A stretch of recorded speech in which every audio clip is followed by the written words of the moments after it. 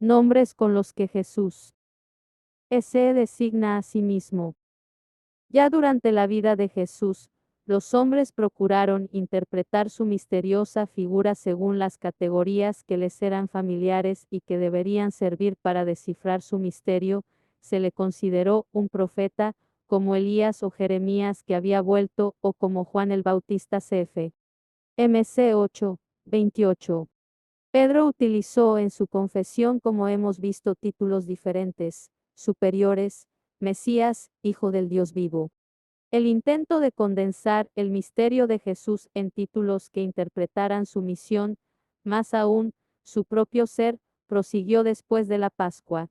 Cada vez más se fueron cristalizando tres títulos fundamentales: Cristo Mesías, Kyrio Señor e Hijo de Dios. El primero apenas era comprensible fuera del ámbito semita, desapareció muy pronto como título único y se fundió con el nombre de Jesús, Jesucristo.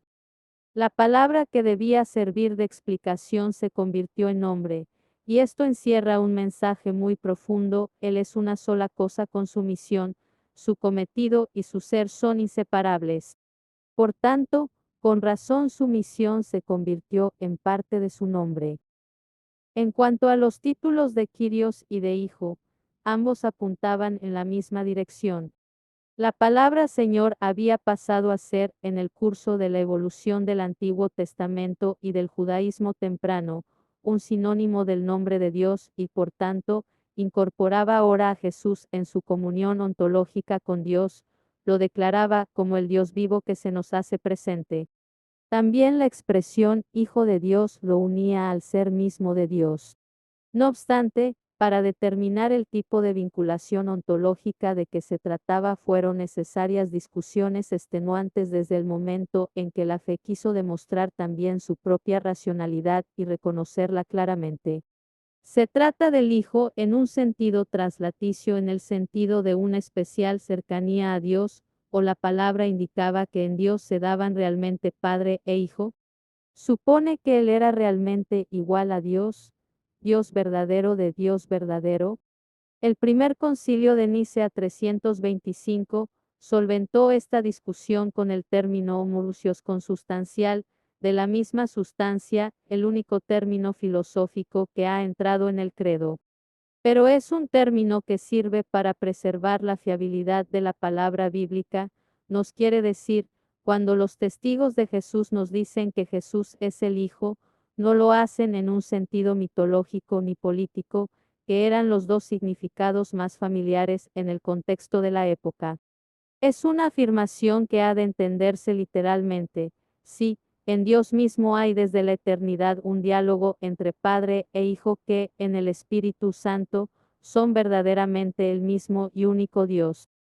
Existe una amplia bibliografía sobre los títulos cristológicos que encontramos en el Nuevo Testamento, pero el debate sobre este argumento no corresponde a este libro, que intenta comprender el camino de Jesús en la tierra y su mensaje, y no hacer un estudio teológico de la fe y del pensamiento de la Iglesia primitiva.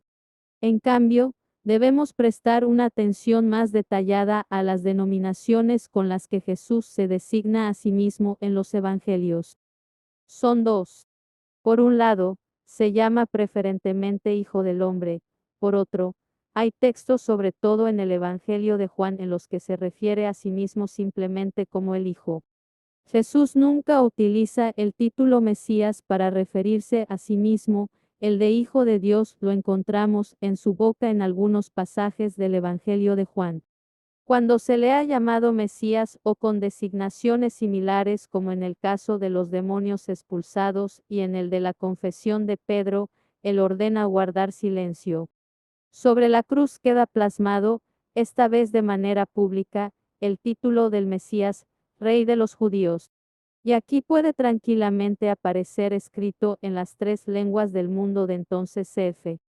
JN 19, 19S, pues por fin se le ha quitado toda ambigüedad.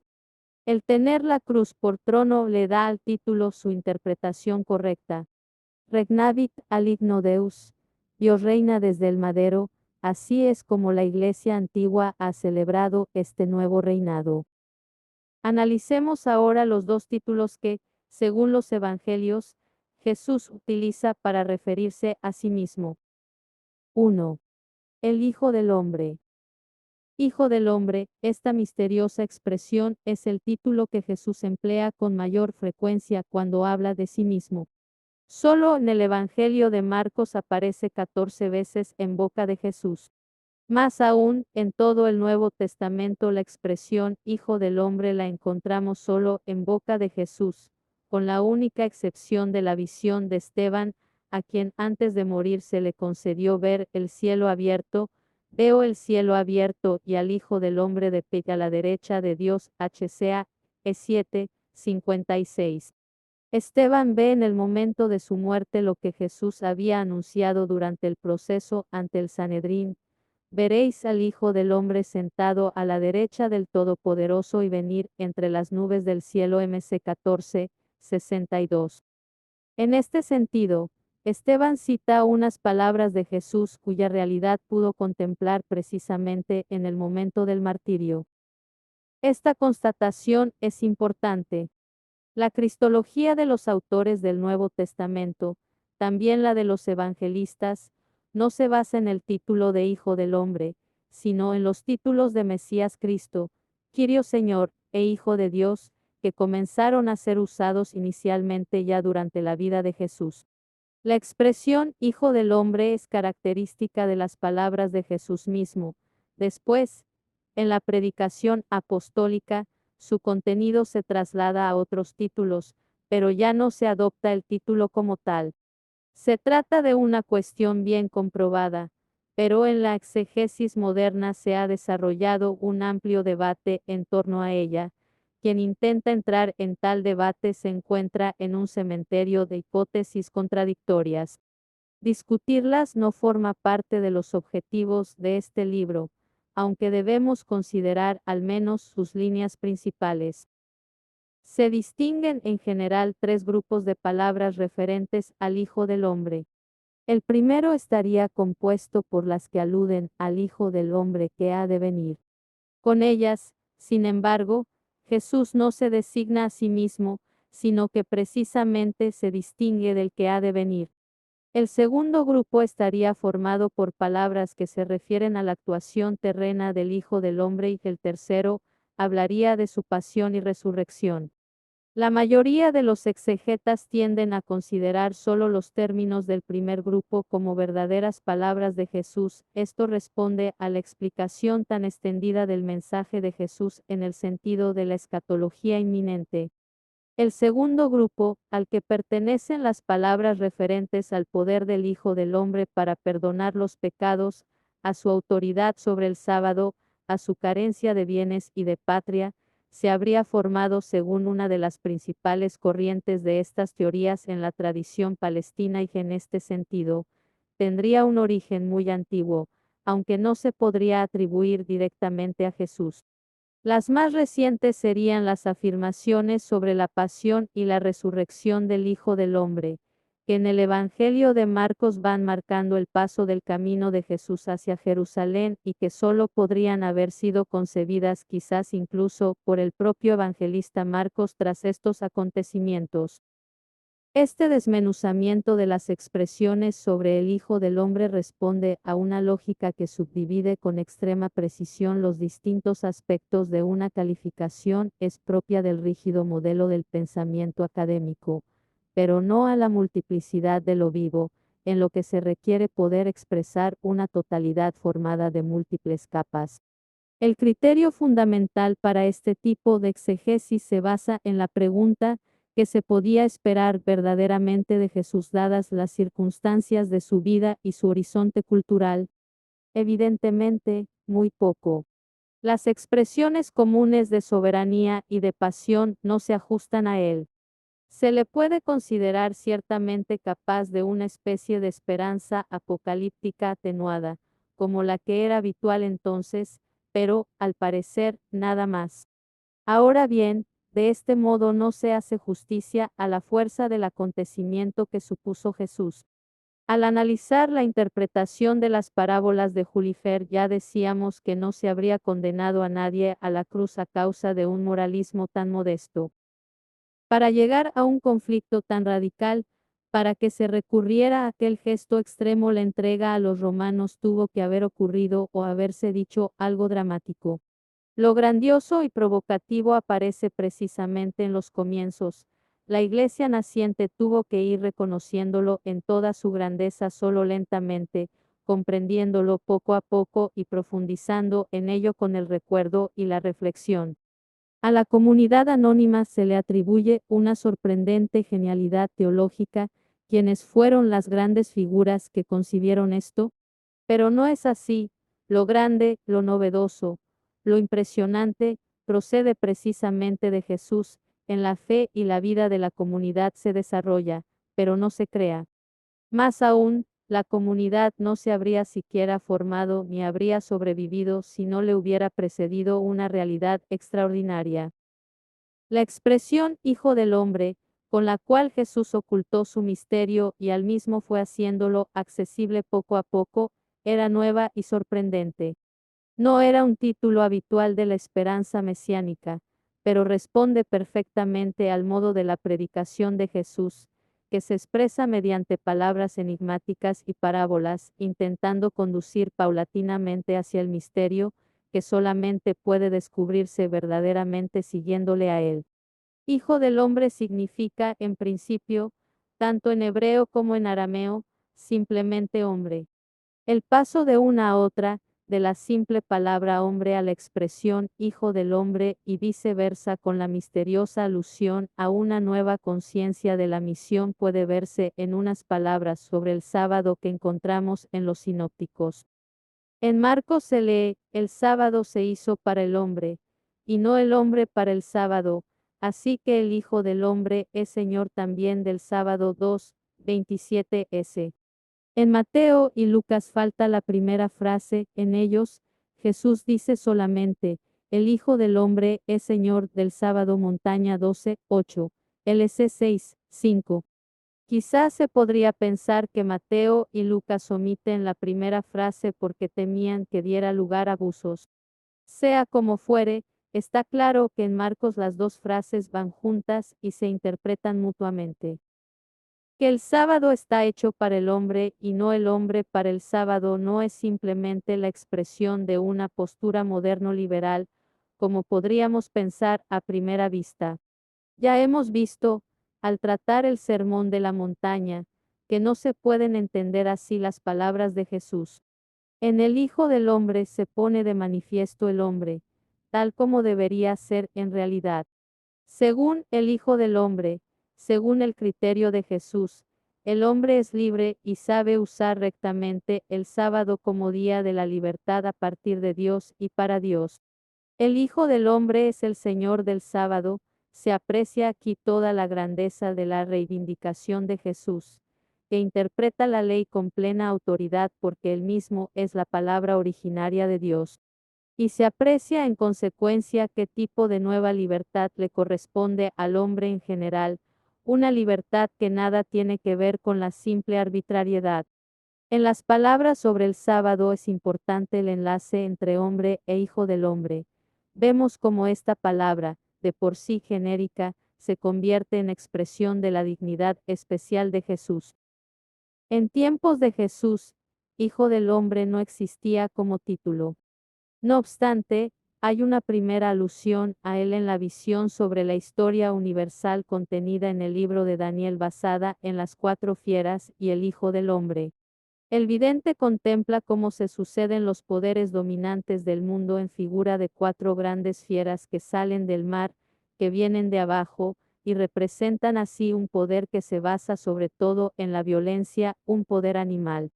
De este modo, Daniel traza una imagen sombría y muy inquietante de la historia del mundo. Aunque la visión no se queda solo en los aspectos negativos, a la primera fiera, un león con alas de águila, le arrancaron las alas, la alzaron del suelo, la pusieron de pie como un hombre y le dieron una mente humana 7:4.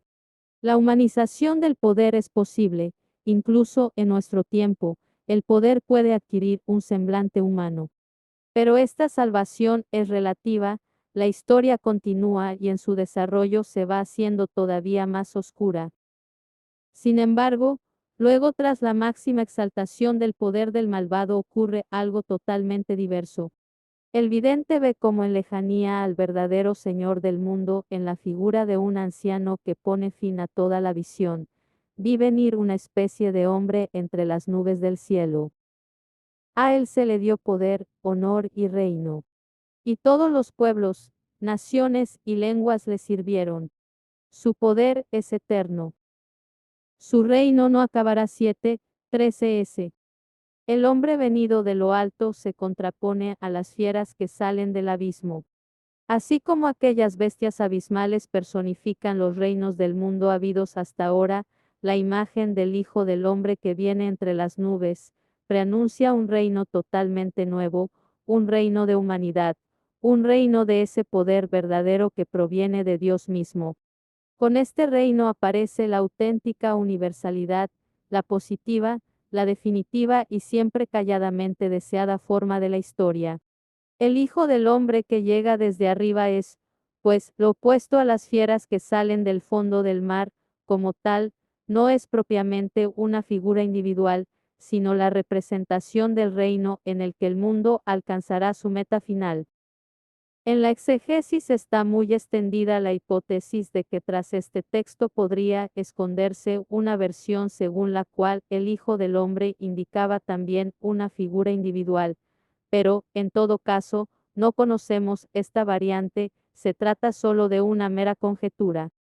Los textos tantas veces citados de 4 Esdras 13 y de Enoc el etíope, en los que se representa al Hijo del Hombre como una figura individual, son más recientes que el Nuevo Testamento y, por ello, no pueden considerarse como una fuente de este. Naturalmente, resultaba fácil relacionar la visión del Hijo del Hombre con la esperanza mesiánica y con la figura del Mesías mismo, pero no tenemos textos anteriores a la actividad de Jesús que demuestren un proceso de este tipo. Así pues, la imagen del Hijo del Hombre sigue representando aquí el futuro reino de la salvación, una visión en la que Jesús pudo haberse inspirado, pero a la que dio nueva forma, poniendo esta expectativa en relación consigo mismo y con su actividad. Centrémonos ahora en las palabras de Jesús. Ya hemos visto que un primer grupo de afirmaciones sobre el Hijo del Hombre se refieren a su llegada futura. La mayor parte de estas se encuentran en las palabras de Jesús sobre el fin del mundo cf. MC 13, 24-27, y en su proceso ante el Sanedrín cf. MC 14, 62. Las trataremos, por ello, en el segundo volumen de esta obra. Quisiera señalar aquí solo un punto importante. Se trata de palabras que se refieren a la gloria futura de Jesús, a su venida para juzgar y para reunir a los justos, los elegidos. Pero no podemos pasar por alto que son palabras pronunciadas por aquel que se encuentra ante sus jueces como acusado y escarnecido y que, precisamente en estas palabras, se entrelazan inseparablemente la gloria y la pasión. De la pasión no se habla, es cierto, pero es la realidad en que Jesús se encuentra y desde la que habla. Un resumen muy peculiar de esta relación lo encontramos en la parábola del juicio final transmitida por Mateo cf.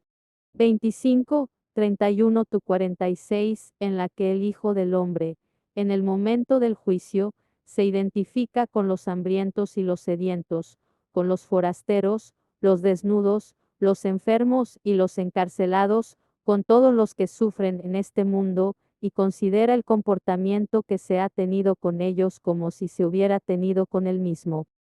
Esta no es una ficción posterior del juez universal. Al hacerse hombre, él ha efectuado esta identificación de manera extremadamente concreta. Él es quien no tiene posesiones ni patria, quien no tiene donde reclinar la cabeza cf. Montaña 8, 19, LC 9, 58. Él es el prisionero, el acusado y el que muere desnudo en la cruz. La identificación del Hijo del Hombre, que juzga al mundo, con los que sufren de cualquier modo presupone la identidad del juez con el Jesús terrenal y muestra la unión interna de cruz y gloria, de existencia terrena en la humildad y de plena potestad futura para juzgar al mundo. El Hijo del Hombre es uno solo, Jesús.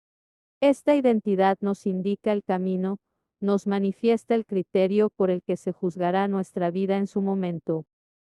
Naturalmente, la crítica no considera estas palabras sobre el Hijo del Hombre futuro como auténticamente jesuánicas.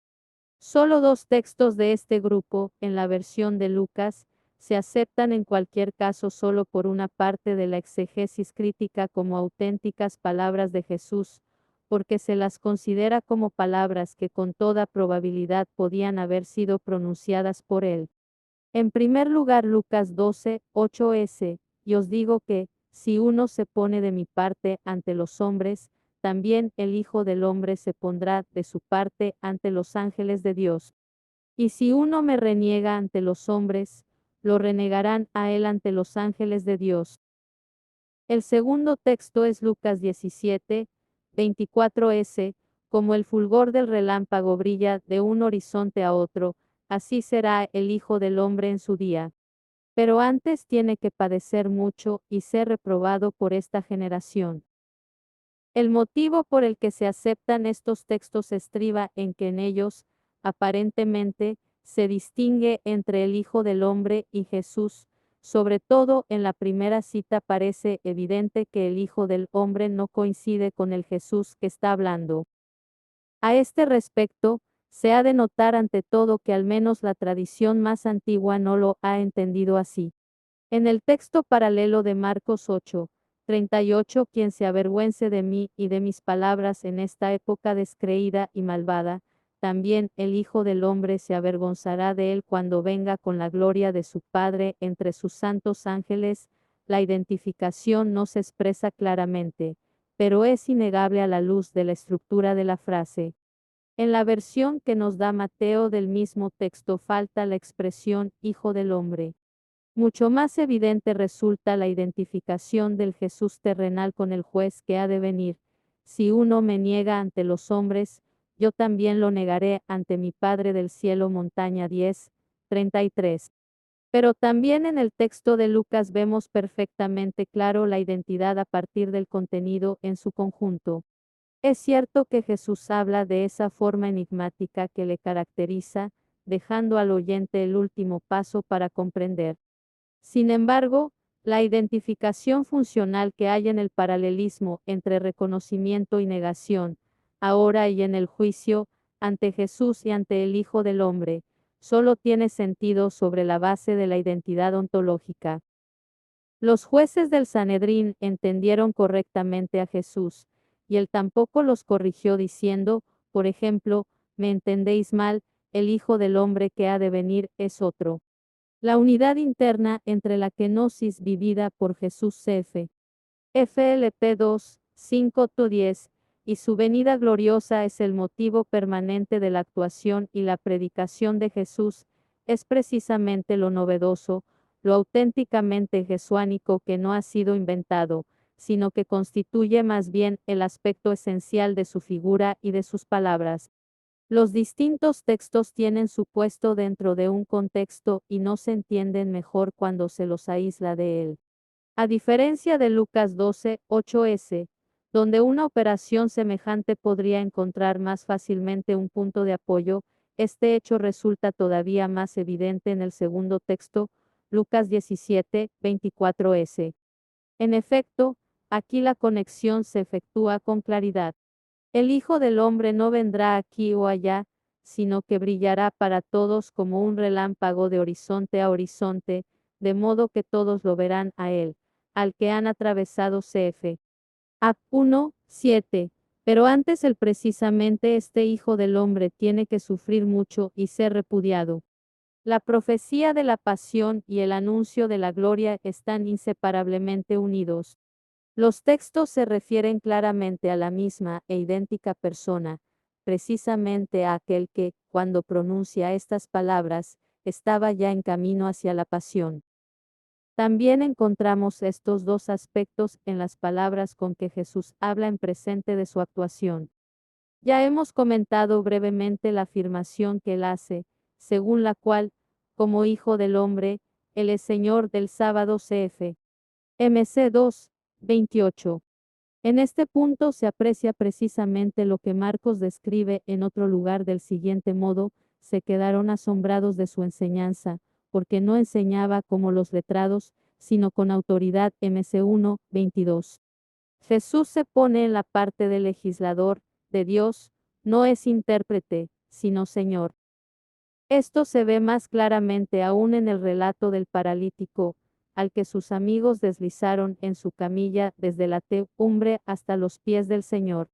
En lugar de pronunciar unas palabras para curarlo, como esperaban tanto el paralítico como sus amigos, lo primero que le dijo Jesús fue: Chico, tus pecados te son perdonados. MC 2, 5. Perdonar los pecados es algo que solo corresponde a Dios, objetaron indignados los escribas. Si Jesús atribuye este poder al Hijo del Hombre, es porque da a entender que tiene la misma dignidad que Dios y que actúa a partir de ella. Solo tras perdonarle los pecados llegan las palabras esperadas, pues para que veáis que el Hijo del Hombre tiene potestad en la tierra para perdonar los pecados. Entonces dijo al paralítico: contigo hablo, levántate, toma tu camilla y vete a tu casa. MC 2, 10s. Es precisamente esta reivindicación de divinidad lo que le lleva a la pasión. En este sentido, las palabras de autoridad de Jesús se orientan hacia su pasión. Llegamos al tercer tipo de palabras sobre el Hijo del Hombre, los preanuncios de la pasión. Ya hemos visto que los tres anuncios de la pasión del Evangelio de Marcos, que estructuran tanto el texto como el camino de Jesús mismo, indican cada vez con mayor nitidez su destino próximo y la necesidad intrínseca del mismo. Encuentran su punto central y su culminación en la frase que sigue al tercer anuncio de la pasión y su aclaración, estrechamente unida a ella, sobre el servir y el mandar, porque el Hijo del Hombre no ha venido para que le sirvan, sino para servir y dar su vida en rescate por todos. MC 10, 45. Con la citación de una palabra tomada de los cantos del siervo de Dios sufriente cf. Y 53, aparece en la imagen del Hijo del Hombre otro filón de la tradición del Antiguo Testamento. Jesús, que por un lado se identifica con el futuro juez del mundo, por otro lado se identifica aquí con el siervo de Dios que padece y muere, y que el profeta había previsto en sus cantos. De este modo se aprecia la unión de sufrimiento y exaltación, de abajamiento y elevación. El servir es la verdadera forma de reinar y nos deja presentir algo de cómo Dios es Señor, del reinado de Dios. En la pasión y en la muerte, la vida del Hijo del Hombre se convierte también en proexistencia, existir para los demás, se convierte en liberador y salvador para todos, no solo para los hijos de Israel dispersos, sino para todos los hijos de Dios dispersos. F. JN 11, 52, para la humanidad. En su muerte por todos traspasa los límites de tiempo y de lugar, se hace realidad la universalidad de su misión. La exégesis más antigua ha considerado que lo realmente novedoso y especial de la idea que Jesús tenía del Hijo del Hombre, más aún, la base de su autoconciencia, es la fusión de la visión de Daniel sobre el Hijo del Hombre que ha de venir con las imágenes del siervo de Dios que sufre transmitidas por Isaías. Y esto con toda la razón. Debemos añadir, sin embargo, que la síntesis de las tradiciones del Antiguo Testamento que hace Jesús en su imagen del Hijo del Hombre es aún más amplia e incluye además otros filones y veneros pertenecientes a estas tradiciones. Así, en la respuesta de Jesús a la pregunta de si era el Mesías, el Hijo del Bendito, se funden Daniel 7 y el Salmo 110. Jesús se ve a sí mismo como el que está sentado a la derecha de Dios, como dice el Salmo sobre el futuro rey y sacerdote. Por otro lado, en el tercer anuncio de la pasión, en las palabras de rechazo de los letrados, los sumos sacerdotes y los escribas cf. MC 8, 31, se inserta el Salmo 118 con la alusión a la piedra que desecharon los arquitectos y se convierte en la piedra angular b. 22. Se advierte también una relación con la parábola de los viñadores infieles en la que el Señor usa esta expresión para anunciar su rechazo y su resurrección, así como la nueva comunidad futura. A través de esta referencia a la parábola se perfila también la identificación entre el Hijo del Hombre y el Hijo predilecto cf. MC 12, 1-12. Por último, también está presente la corriente de la literatura sapiencial. El segundo capítulo del libro de la sabiduría describe la hostilidad de los impíos frente al justo. Se gloría de tener por Padre a Dios. Si es justo, el Hijo de Dios, Él lo auxiliará. Lo condenaremos a muerte ignominiosa, bb. 16-20.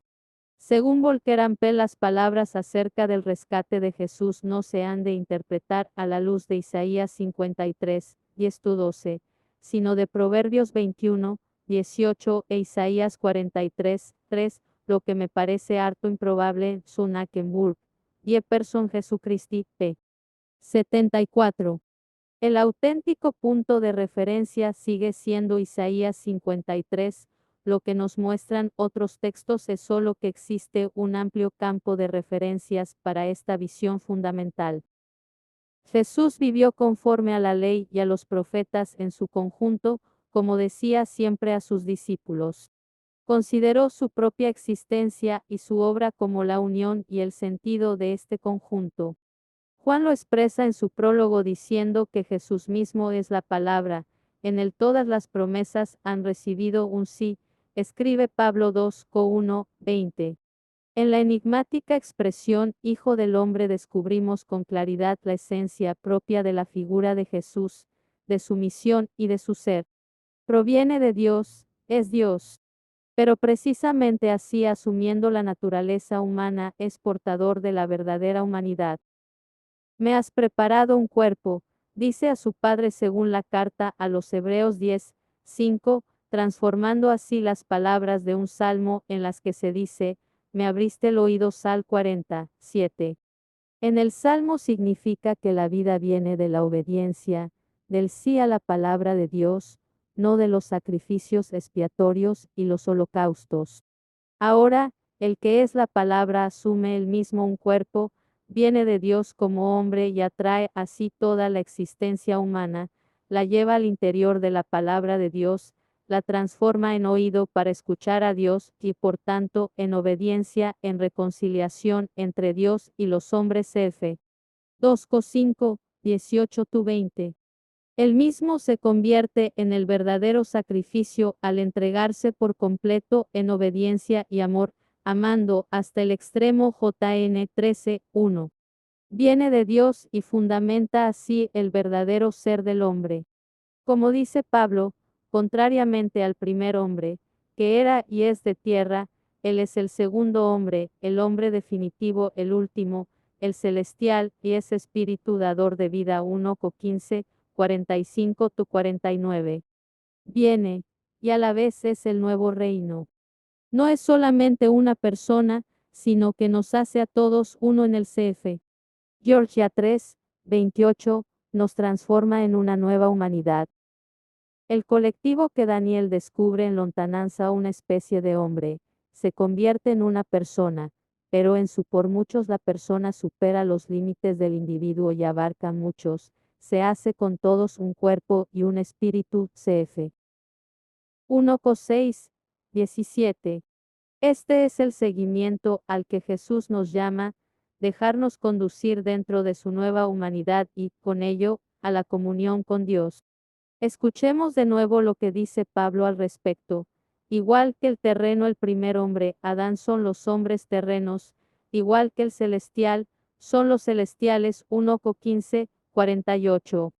La expresión Hijo del Hombre ha quedado reservada a Jesús, pero la nueva visión de la unión de Dios y hombre que se expresa en ella se encuentra presente e impregna todo el Nuevo Testamento. A lo que tiende el seguimiento de Jesucristo es a esa humanidad nueva que viene de Dios.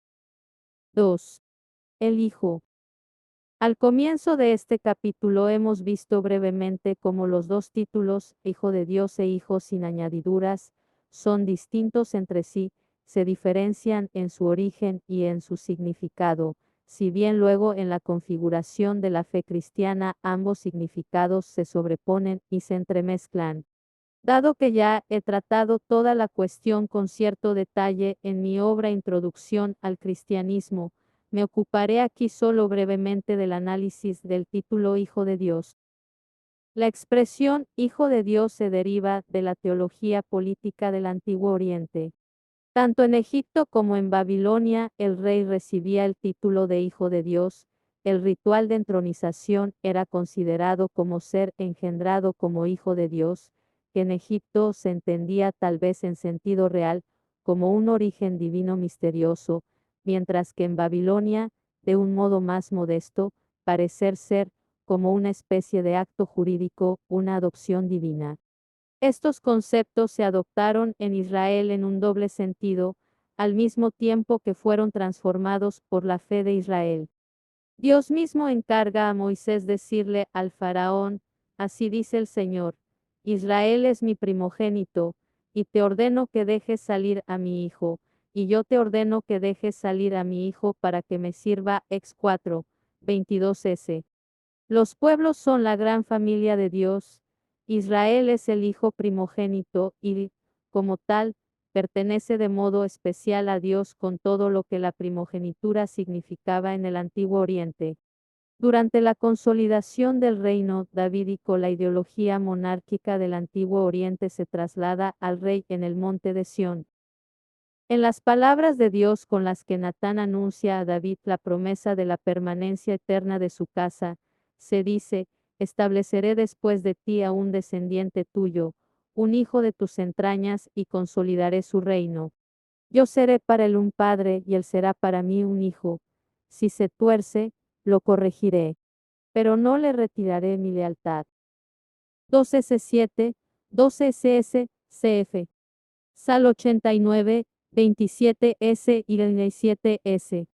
Sobre esto se basa después el ritual de entronización de los reyes de Israel que encontramos en el Salmo 2, 7S. Voy a proclamar el decreto del Señor, Él me ha dicho, tú eres mi hijo, yo te he engendrado hoy. Pídemelo, te daré en herencia las naciones, en posesión los confines de la tierra. Aquí hay tres cosas claras. El privilegio de Israel de ser el primogénito de Dios se concreta en el rey, él personifica la dignidad de Israel. Esto significa, en segundo lugar, que la antigua ideología monárquica, el engendramiento mítico por obra de Dios, se deja de lado y se sustituye por la teología de la elección. El ser engendrado consiste en la elección, en el hoy del acto de entronización toma cuerpo la acción electiva de Dios, que convierte a Israel y al rey que lo representa en su Hijo. En tercer lugar, también se ve claramente que la promesa del dominio sobre los pueblos tomada de los grandes reyes de Oriente resulta muy desproporcionada comparada con la concreta realidad del rey del monte de Sión. Este es solo un pequeño soberano con un poder frágil, que al final termina en el exilio y cuyo reino solo se pudo restaurar por un breve periodo de tiempo y siempre en dependencia de las grandes potencias. Así, el oráculo sobre el rey de Sión fue desde el principio una palabra de esperanza en el rey que habría de venir, una expresión que apunta más allá del instante presente, del hoy del entronizado. El cristianismo de los orígenes adoptó enseguida este término, reconociendo que se hizo realidad en la resurrección de Jesús. Según Hechos 13, 32s, en su grandiosa exposición de la historia de la salvación que desemboca en Cristo, Pablo dice a los judíos reunidos en la sinagoga de Antioquía de Pisidia, la promesa que Dios hizo a nuestros padres, nos la ha cumplido a los hijos resucitando a Jesús. Así está escrito en el Salmo 2, tú eres mi hijo, yo te he engendrado hoy. Podemos considerar seguramente estas palabras como una muestra de la incipiente predicación misionera a los judíos, en la que encontramos la lectura cristológica del Antiguo Testamento por parte de la Iglesia primitiva. Por tanto, encontramos aquí una tercera fase de la transformación de la teología política del Antiguo Oriente, si en Israel y en el reinado de David ésta se había mezclado con la teología de la elección de la antigua alianza, y a medida que se desarrollaba el reinado davídico se había convertido cada vez más en expresión de la esperanza en el Rey futuro. Ahora se cree que la resurrección de Jesús es ese mismo hoy que esperaba el Salmo. Ahora Dios ha constituido a su Rey, al que de hecho le da en herencia los pueblos. Pero esta soberanía sobre los pueblos de la tierra ya no tiene un carácter político. Este rey no subyugará a sus pueblos con su cetro de hierro cf. Sal 2, 9, reina desde la cruz, de un modo totalmente nuevo. La universalidad se realiza en la forma humilde de la comunión, en la fe. Este rey reina a través de la fe y el amor, no de otro modo. Esto nos permite entender de una manera nueva y definitiva las palabras de Dios: tú eres mi hijo, yo te he engendrado hoy. La expresión Hijo de Dios se distancia de la esfera del poder político y se convierte en expresión de una unión especial con Dios que se manifiesta en la cruz y en la resurrección. Sin embargo, a partir de este contexto del Antiguo Testamento no se puede comprender la profundidad a la que llega esta unión, este ser Hijo de Dios. Para descubrir el significado completo de esta expresión se necesita la confluencia de otras corrientes de la fe bíblica, así como del testimonio personal de Jesús. Antes de pasar al simple título de el Hijo que Jesús se da a sí mismo, confiriendo un significado definitivo y cristiano al título de Hijo de Dios, que proviene originalmente del ámbito político, hemos de concluir el desarrollo histórico de la expresión misma. En efecto, de ella forma parte el hecho de que el emperador Augusto, bajo cuyo reinado nació Jesús, aplicó en Roma la teología monárquica del Antiguo Oriente proclamándose a sí mismo hijo del divino César, hijo de Dios cf. P. Wulfing B. Martitz, THW, Netevilli, pp. 334-340. Spec. 336. Si bien en Augusto sucedió todavía con gran cautela, el culto al emperador romano que comenzó poco después significará la plena pretensión de la condición de hijo de Dios y con ello se introdujo la adoración divina del emperador en Roma, convirtiéndose entonces en vinculante para todo el imperio.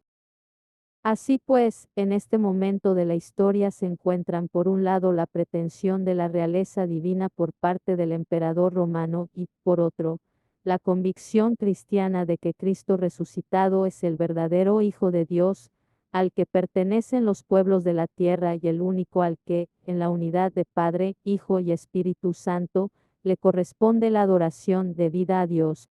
La fe de por sí apolítica de los cristianos, que no pretende poder político alguno, sino que reconoce a la autoridad legítima cf.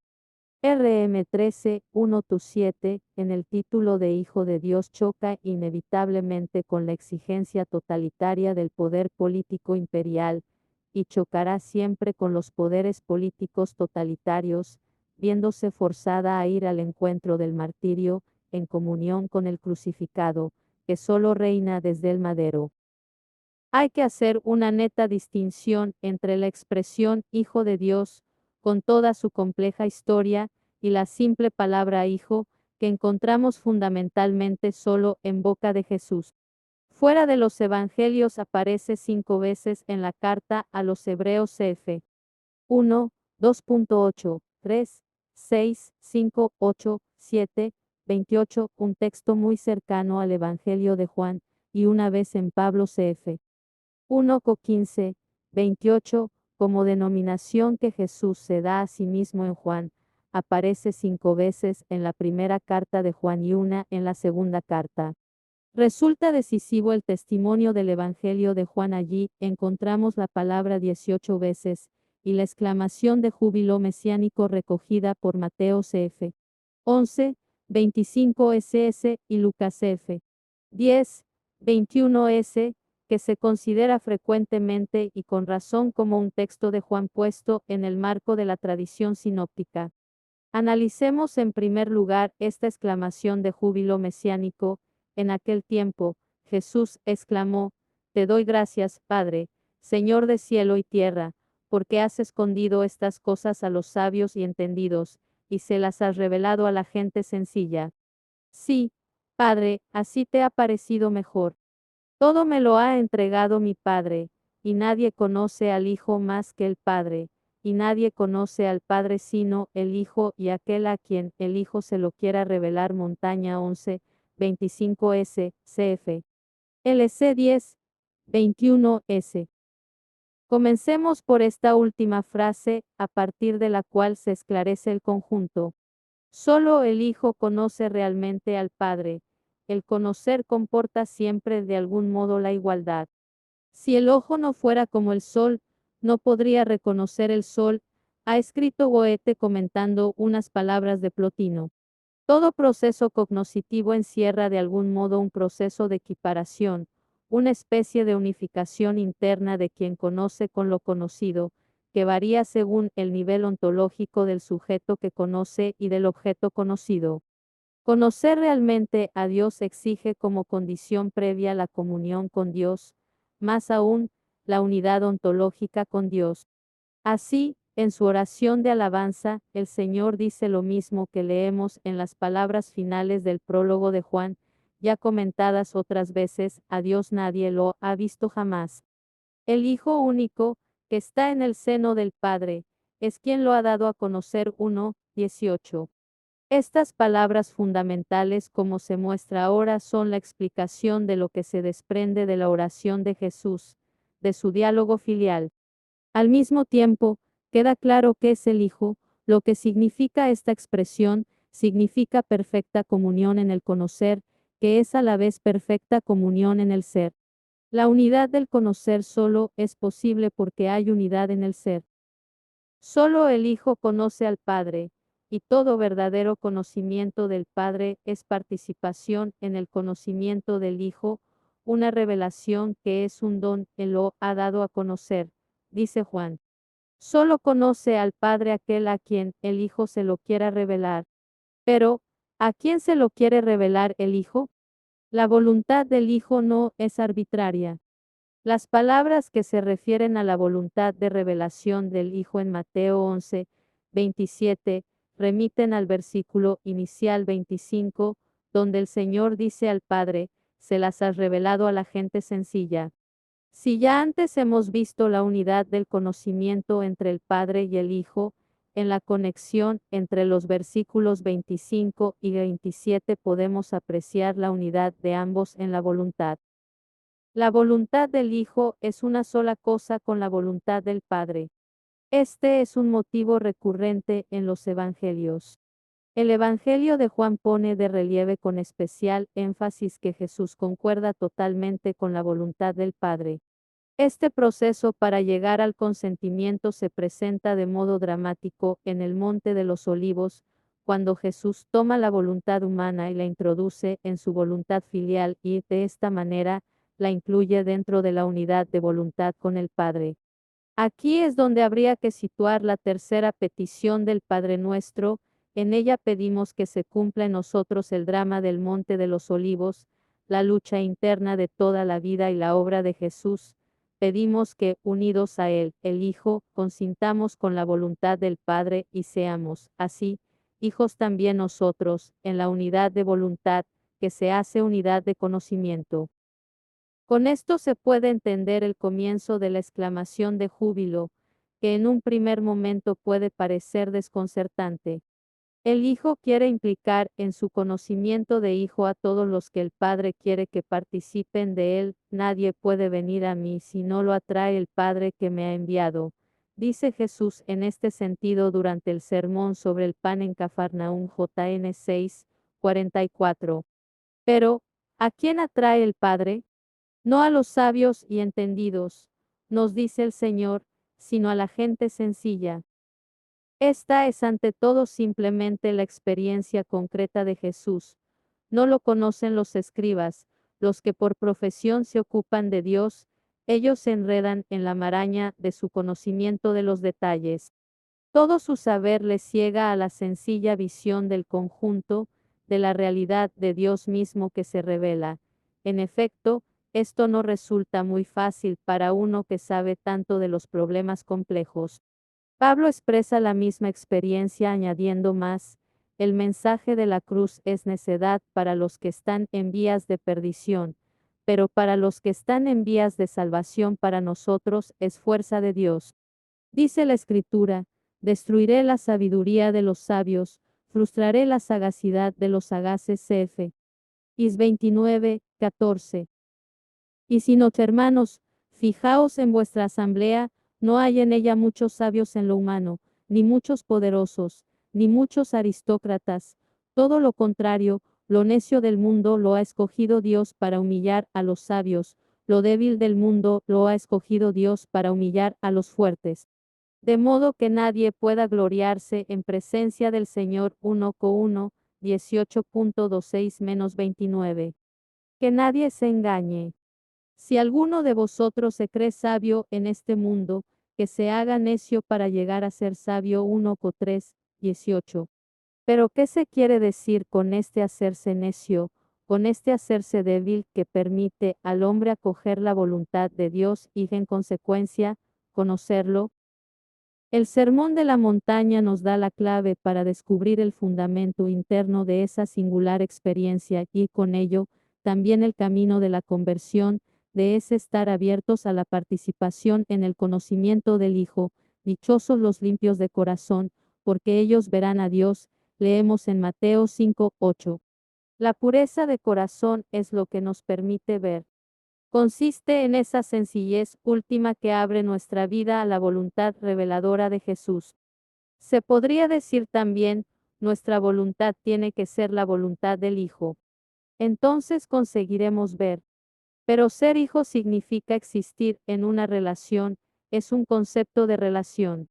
Comporta abandonar la autonomía que se encierra en sí misma e incluye lo que Jesús quería decir con sus palabras sobre el hacerse niño. De este modo podemos comprender también la paradoja que se desarrolla ulteriormente en el Evangelio de Juan, que Jesús, estando sometido totalmente al Padre como Hijo, está precisamente por ello en total igualdad con el Padre, es verdaderamente igual a Él, es uno con Él. Volvamos a la exclamación de júbilo. Este ser uno con el Padre que, como hemos visto en los versículos 25 y 27, se puede entender como ser uno en la voluntad y el conocimiento, enlaza en la primera mitad del versículo 27 con la misión universal de Jesús y, por tanto, en relación con la historia universal, todo me lo ha entregado mi Padre. Si analizamos en toda su profundidad la exclamación de júbilo de los sinópticos, podemos apreciar cómo en ella está contenida toda la teología del Hijo que encontramos en Juan.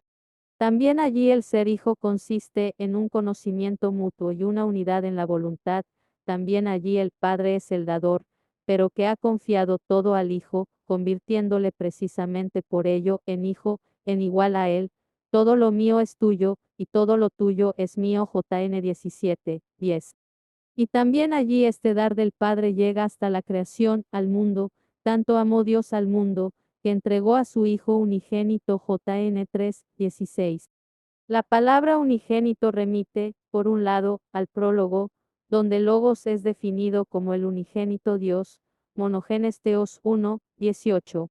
Pero, por otro, recuerda a Abraham, que no le negó a Dios a su hijo, a su único hijo. GN 22, 2.12. El dar del Padre se consuma en el amor del Hijo hasta el extremo. JN 13, 1, esto es, hasta la cruz. El misterio de amor trinitario que se perfila en la palabra Hijo es uno con el misterio de amor en la historia que se cumple en la Pascua de Jesús. En Juan La expresión el Hijo encuentra también su lugar en la oración de Jesús, que sin embargo es diferente a la oración de las criaturas, es el diálogo de amor en Dios mismo, el diálogo que es Dios. Así, a la palabra Hijo le corresponde el simple apelativo de Padre, que el evangelista Marcos ha conservado para nosotros en su forma aramea primitiva, Abba, en la escena del Monte de los Olivos. En diversos estudios minuciosos, Boa, in Jeremías ha demostrado la singularidad de esta forma que tiene Jesús de llamar a Dios que, dada su intimidad, era impensable en el ambiente en que Jesús se movía. En ella se expresa la unicidad del Hijo. Pablo nos dice que los cristianos, gracias a la participación en el Espíritu de Hijo que Jesús les ha dado, están autorizados a decir Abba, Padre CF. RM 8, 15, Georgia 4, 6.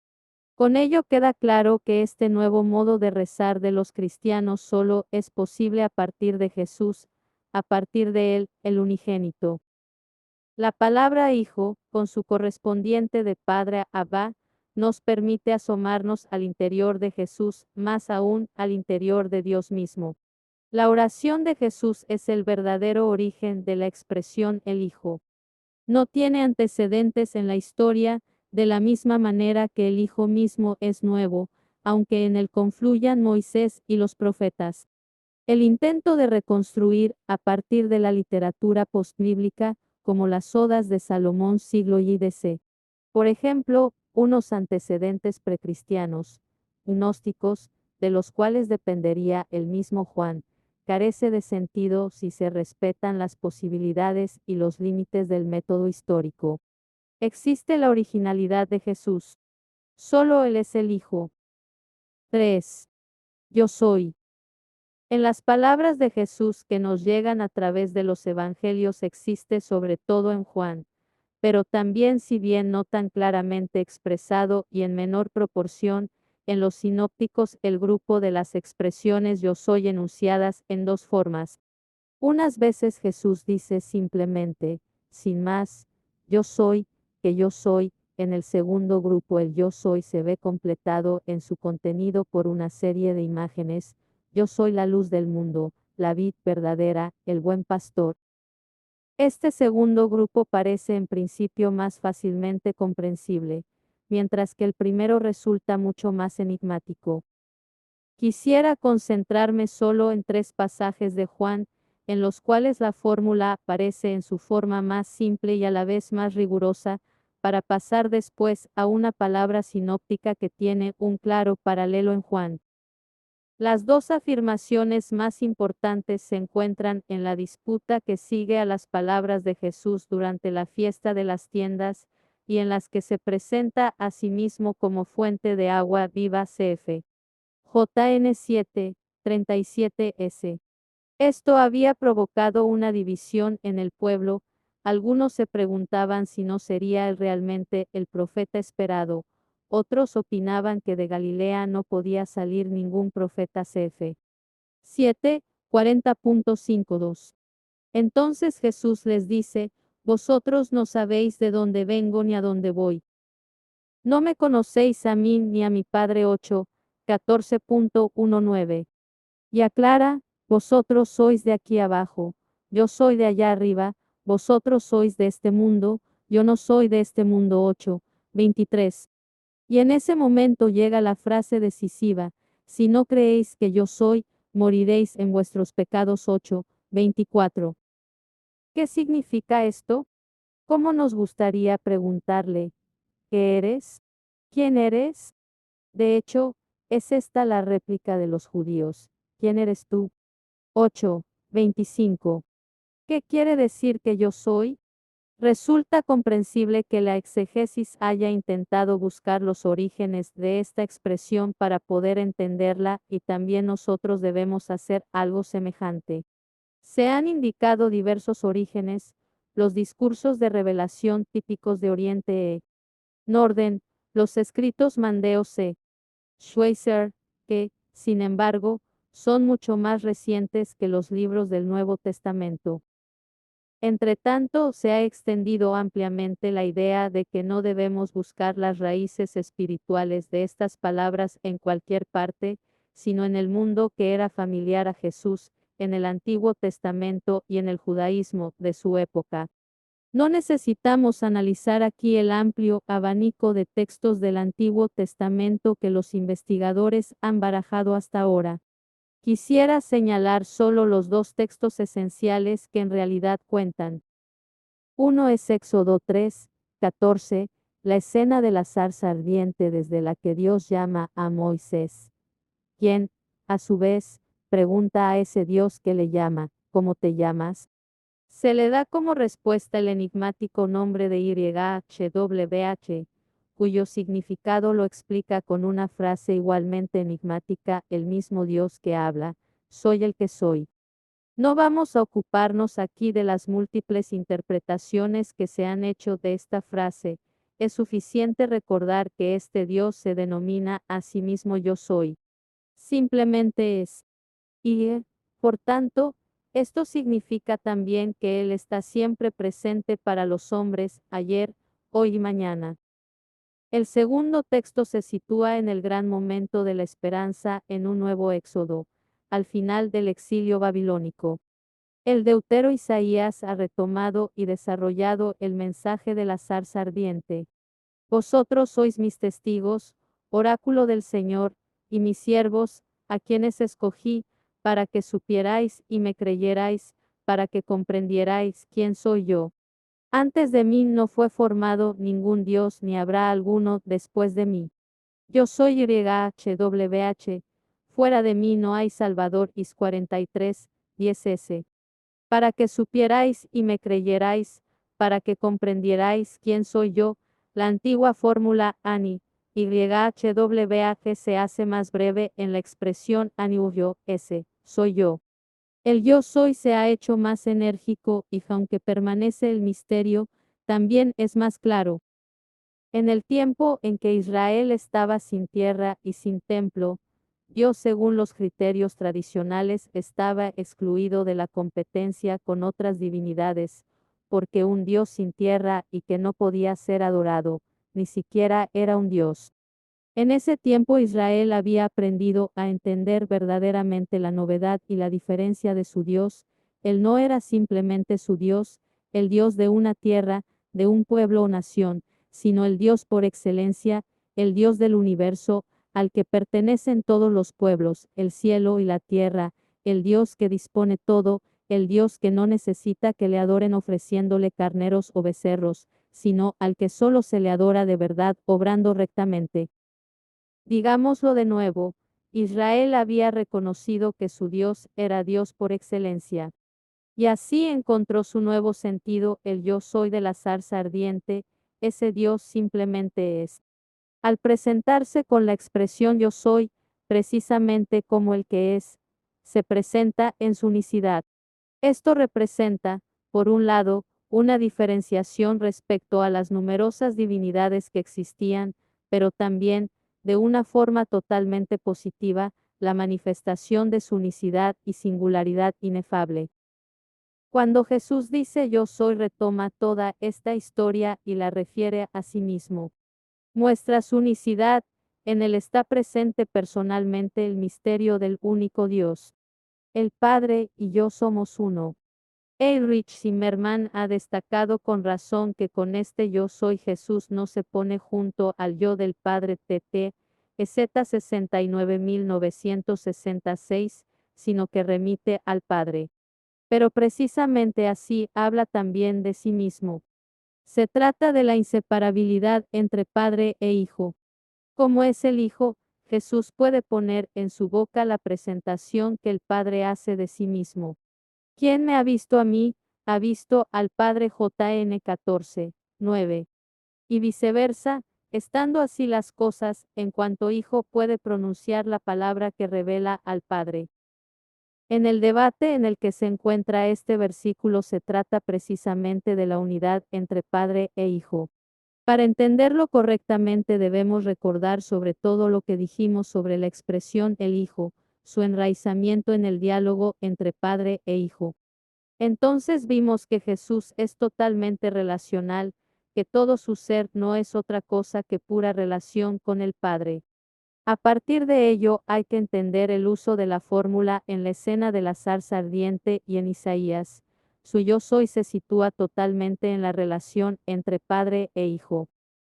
Tras la pregunta de los judíos, que es también nuestra pregunta, ¿quién eres tú?, Jesús se remite, en primer lugar, a aquel que lo ha enviado y en nombre del cual él habla al mundo. Repite de nuevo la fórmula de la revelación, el yo soy, pero la extiende ahora a la historia futura. Cuando levantéis al Hijo del Hombre sabréis que yo soy. JN 8, 28. En la cruz se hace perceptible su condición de Hijo, su ser uno con el Padre. La cruz es la verdadera altura, la altura del amor hasta el extremo. JN 13, 1. En la cruz, Jesús se encuentra a la altura de Dios, que es amor. Allí se le puede reconocer, se puede comprender el yo soy. La zarza ardiente es la cruz. La suprema instancia de revelación, el yo soy y la cruz de Jesús son inseparables. No encontramos aquí una especulación metafísica, sino la realidad de Dios que se manifiesta aquí por nosotros en el centro de la historia. Entonces sabréis que yo soy. Cuando se hace realidad ese entonces, se hace realidad constantemente en la historia, empezando por el día de Pentecostés, en el que las palabras de Pedro traspasaron el corazón de los judíos. HCA 2, 37 y, según el relato de los Hechos de los Apóstoles, 3000 se bautizaron, uniéndose así a la comunidad de los apóstoles. F. 2, 41. Se hará plenamente realidad al final de la historia, del cual el vidente del Apocalipsis nos dice, todo ojo lo verá, también los que lo atravesaron. A 1, 7. Al final de las discusiones del capítulo 8 aparece de nuevo el yo soy de Jesús, esta vez ampliado y explicado de otra manera. Sigue aún en el aire la pregunta ¿quién eres tú?, que encierra al mismo tiempo la pregunta ¿de dónde vienes? Con ello se introduce el tema de los judíos como descendientes de Abraham y, en última instancia, de la paternidad de Dios mismo. Nuestro padre es Abraham. Nosotros no somos hijos de prostituta, tenemos un solo padre, Dios. JN 8, 39.41. La referencia que hacen los interlocutores de Jesús a Dios como Padre, más allá de Abraham, le da al Señor la oportunidad de explicar una vez más con claridad su origen, en el que de hecho se consuma plenamente el misterio de Israel, al que los judíos mismos habían aludido, sobrepasando su descendencia de Abraham y poniendo su origen en Dios mismo. Como nos enseña Jesús, Abraham no solo remite, por encima de él mismo, a Dios Padre, sino sobre todo hacia el futuro, a Jesús, al Hijo. Abraham, vuestro padre, saltaba de gozo pensando ver mi día, lo vio y se llenó de alegría. JN 8, 56. A la objeción de los judíos de que Jesús no podía haber visto a Abraham, les responde del siguiente modo: os aseguro que antes de que naciera Abraham, yo soy. JN 8, 58. Yo soy, otra vez aparece misteriosamente realzado el simple yo soy, pero ahora definido en contraste con el era de Abraham. Ante el mundo del llegar y del pasar, del surgir y del perecer, se contrapone el yo soy de Jesús. Rudolf von Ackenburg señala con razón que aquí no se trata solo de una categoría temporal, sino de una fundamental diferencia ontológica. La pretensión de Jesús de un modo de ser absolutamente único, que supera todas las categorías humanas, queda formulada con claridad. Juanes Evangelium y p. 61. Pasemos al relato de Marcos sobre Jesús que camina sobre las aguas después de la primera multiplicación de los panes. Cf. 6, 45-52, del que hay paralelo muy concordante en el Evangelio de Juan. Cf. 6, 16-21. Seguiremos fundamentalmente a Zimmerman, que ha analizado el texto con minuciosidad. TTA, EZ 1960 12S. Tras la multiplicación de los panes, Jesús dice a los discípulos que suban a la barca y se dirijan hacia Betsaida, pero él se retira al monte a orar. Cuando la barca se encuentra en medio del lago, se levanta una fuerte tempestad que impide a los discípulos avanzar. El Señor, en oración, los ve y se acerca a ellos caminando sobre las aguas. Se puede comprender el susto de los discípulos al ver a Jesús caminando sobre las aguas, se habían sobresaltado y se pusieron a gritar. Pero Jesús les dice sosegadamente, ánimo, soy yo, no tengáis miedo. MC 6:50. A primera vista, este soy yo parece una simple fórmula de identificación con la que Jesús se da a conocer intentando aplacar el miedo de los suyos. Pero esta explicación es solamente parcial. En efecto, Jesús sube después a la barca y el viento se calma. Juan añade que enseguida llegaron a la orilla. El detalle curioso es que entonces los discípulos se asustaron de verdad, estaban en el colmo del estupor, dice Marcos drásticamente 6:51. ¿Por qué? En todo caso, el miedo de los discípulos provocado inicialmente por la visión de un fantasma no aplaca todo su temor, sino que aumenta y llega a su culmen precisamente en el instante en que Jesús sube a la barca y el viento se calma repentinamente. Se trata, evidentemente, del típico temor teofánico, el temor que invade al hombre cuando se ve ante la presencia directa de Dios. Ya lo hemos encontrado al final de la pesca milagrosa, cuando Pedro, en vez de dar gracias jubiloso por el portento, se asusta hasta el fondo del alma y, postrándose a los pies de Jesús, dice, apártate de mí, Señor, que soy un pecador. LC 5:8. Es el temor de Dios lo que invade a los discípulos. Andar sobre las aguas es ciertamente algo propio de Dios. Él solo despliega los cielos y camina sobre la espalda del mar, se dice de Dios en el libro de Job 9:8, cf. Sal 76:20 según los 70, Is 43:16. El Jesús que camina sobre las aguas no es simplemente la persona que les resulta familiar, en él los discípulos reconocen de pronto la presencia de Dios mismo. Y, del mismo modo, el calmar la tempestad sobrepasa los límites de la capacidad humana y remite al poder de Dios. Así, en el clásico episodio de la tempestad calmada, los discípulos se dicen unos a otros, ¿quién es este? Hasta el viento y las aguas le obedecen. MC 4:41. En este contexto también el yo soy tiene otro sonido, es más que el simple identificarse de Jesús. Aquí parece resonar también el misterioso yo soy de los escritos de Juan. En cualquier caso, no cabe duda de que todo el acontecimiento se presenta como una teofanía, como un encuentro con el misterio divino de Jesús, por lo que Mateo, con gran lógica, concluye con la adoración prosquinesis y las palabras de los discípulos, realmente eres el Hijo de Dios. Montaña 14:33. Veamos ahora las expresiones en las que el contenido del yo soy se especifica con una imagen. En Juan hay 7 de estas imágenes, y el que sean precisamente 7 no puede considerarse una simple casualidad.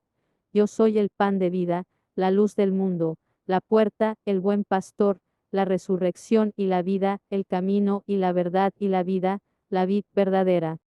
Sonnenberg subraya justamente que se puede añadir a estas grandes imágenes la del manantial de agua que, si bien no guarda relación directa con el típico yo soy, se encuentra en expresiones de Jesús en las que él mismo se presenta como este manantial. Cf. JN 4, 14, 6, 35, 7, 38, también 19, 34. Algunas de estas imágenes ya las hemos tratado con detalle en el capítulo dedicado a Juan. Aquí bastará con señalar sintéticamente el significado común que tienen estas palabras de Jesús en Juan. Sonnenberg llama la atención sobre el hecho de que todas estas imágenes son como variaciones sobre un mismo tema. Jesús ha venido al mundo para que los hombres tengan vida y la tengan en abundancia. 10. Él nos concede el don único de la vida, y puede concederlo porque en Él está presente con una abundancia originaria e inagotable, la vida divina. Juanes Evangelium y pp. 69s. El hombre, a fin de cuentas, solo necesita y ansía una cosa, la vida plena, la felicidad. En un paso del Evangelio de Juan, Jesús denomina a esta realidad única y sencilla que esperamos la alegría completa. Cf. 16, 24. Esta única realidad, que contiene los múltiples deseos y esperanzas del ser humano, se expresa también en la segunda petición del Padre Nuestro: venga a nosotros tu reino. El reino de Dios es la vida en plenitud, y lo es precisamente porque no se trata de una felicidad privada, una alegría individual, sino el mundo en su forma más justa, la unidad de Dios y el mundo. En el fondo, el hombre solo necesita una cosa en la que está contenido todo lo demás, pero antes tiene que aprender a reconocer, a través de sus deseos y anhelos superficiales, lo que necesita realmente y lo que quiere realmente. Necesita a Dios. Y así podemos ver ahora que detrás de todas las imágenes se encuentra en definitiva esto: Jesús nos da la vida, porque nos da a Dios. Puede dárnoslo, porque Él es uno con Dios. Porque es el Hijo. Él mismo es el don, Él es la vida. Precisamente por eso toda su esencia es comunicación, proexistencia. Esto es precisamente lo que aparece en la cruz como su verdadera exaltación. Recapitulemos. Hemos encontrado tres expresiones en las que Jesús oculta y desvela al mismo tiempo el misterio de su propia persona: Hijo del Hombre, Hijo, yo soy. Las tres están profundamente enraizadas en la palabra de Dios, la Biblia de Israel, el Antiguo Testamento, pero estas expresiones adquieren su pleno significado solo en Él, por así decirlo, le han estado esperando. En las tres se presenta la originalidad de Jesús, su novedad, lo que es exclusivamente suyo y que a nadie más se puede aplicar. Por ello, las tres expresiones solo pueden salir de su boca, sobre todo la palabra Hijo, a la que corresponde el apelativo de oración Abba Padre. Por eso, ninguna de las tres podría ser, tal como eran, una simple fórmula de confesión de la comunidad, de la Iglesia naciente. Esta ha reunido el contenido de las tres expresiones centradas en el Hijo en la locución Hijo de Dios, apartándola así definitivamente de sus antecedentes mitológicos y políticos. Sobre la base de la teología de la elección de Israel adquiere ahora un significado totalmente nuevo, delineado en los textos en los que Jesús habla como el Hijo y como yo soy. Pero fue necesario esclarecer completamente este nuevo significado en múltiples y difíciles procesos de diferenciación, así como de ardua investigación, para protegerlo de las interpretaciones mítico-politeístas y políticas. El primer concilio de Nicea 325 DC utilizó para ello el término consustancial homoousios. Este término no ha helenizado la fe, no la sobrecarga con una filosofía ajena, sino que ha permitido fijar lo incomparablemente nuevo y diferente que había aparecido en los diálogos de Jesús con el Padre. En el credo de Nicea, la Iglesia dice siempre de nuevo a Jesús, con Pedro: tú eres Cristo, el Hijo de Dios vivo. Montaña 16, 16.